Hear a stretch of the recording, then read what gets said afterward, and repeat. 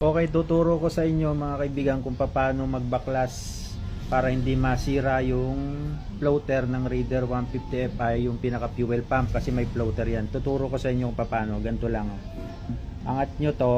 Ayan, angat nyo. Tapos abante yung konti. Ayan. Ayan. Tapos abante yung ganon, kasi may ano pa yan, may mechanism pa yan sa loob. Angat nyo. Ayan, tapos tulak ulit.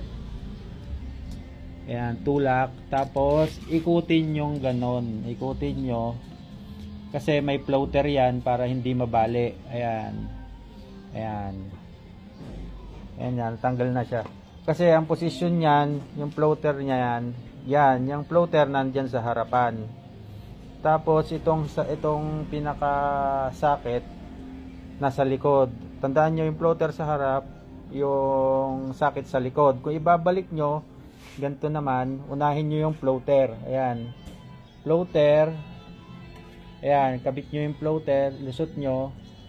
Tapos, ayan, sundan nyo na lang Tapos, ayan, dahan-dahan lang, ilusot nyo. Ayan, tapos tulak yung ganon, abante niya lang, marahan lang. So, ayan lang.